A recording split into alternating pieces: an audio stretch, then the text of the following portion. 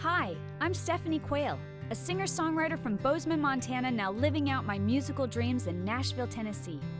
When I'm out on the road performing, I'm always looking for song inspiration. Meeting new people, hearing their stories, and experiencing their lifestyles motivates me to capture it all, for the record. In this episode of For the Record, I had the chance to visit with Jane Markham, former international competitor, about our mutual love of horses. And I learned about her unique lifestyle and the remarkable ride she's had. So, you've been around horses your whole life. You walk into stables, you walk into pastures. Do you get a feel for that horse? Can you read a horse a mile away? Like, what are some of the emotions that you just get off first meeting when you meet a horse for the first time? I think it's really the connection between the horse, and that's part of why I still break babies, and I love to work with them because they didn't know something a moment before, and then when the light bulb goes on and they do understand it, that connection that you get. So it really goes back to the connection and the harmony of it. Right. Because it's brutally hard work, and it's long hours, and for 25 years I rode 10 to 14 horses a day, and I traveled and sometimes would only be home 3 or 4 weeks of the year, and not together.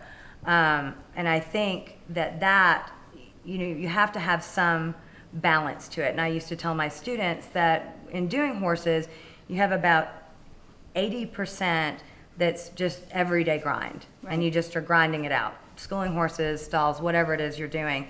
And then you're going to have 10% of tragic horror that is beyond imagination for the average person of what you have to deal with, death, injuries, things like that. And the last 4 or 5% are moments of grace and brilliance that are a high that you cannot possibly imagine, and few people will have. And I think that you're trading all of this for those moments of grace and that amazing peace.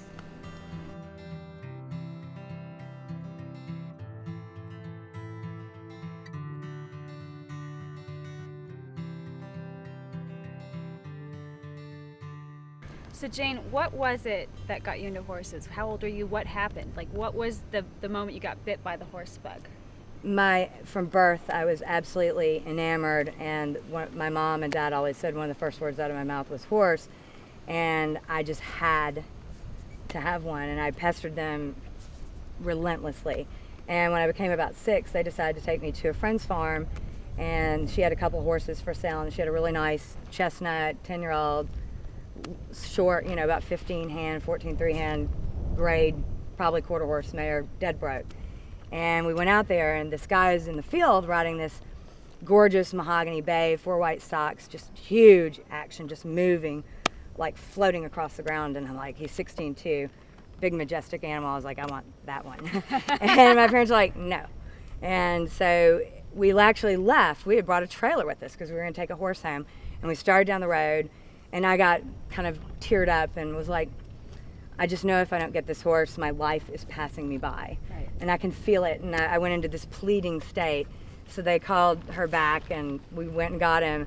And she had made an agreement that when he scared me, because he was big, he was 5 years old too, so he was younger than me.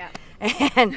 And that they could bring him back and swap out for the mare. And ultimately, I owned that horse when I was 14, turning 15, and was one of the youngest riders to ride preliminary in North America at the time. Incredible.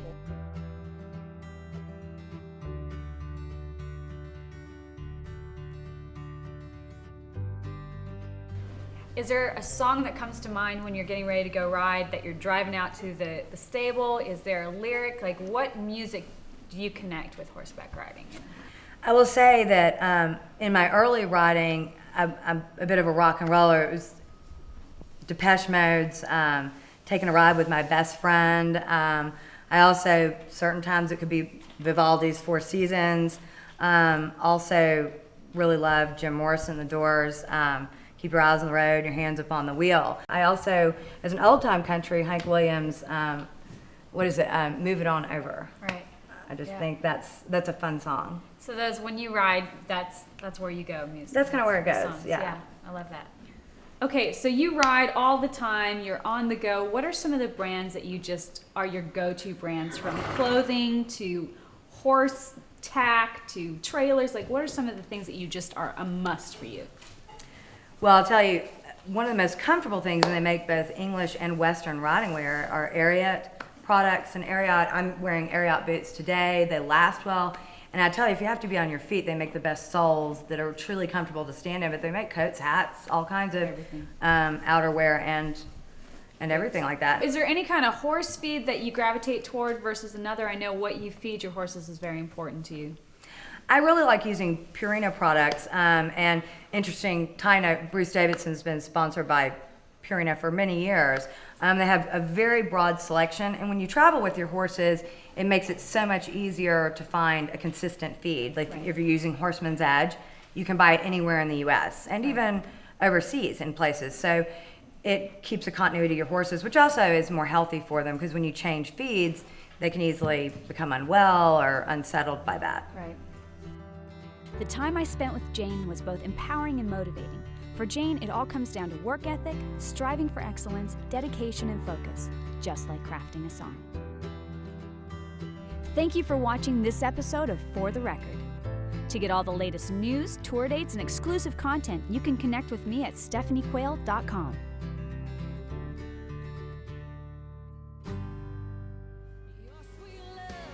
Got me on a sugar high.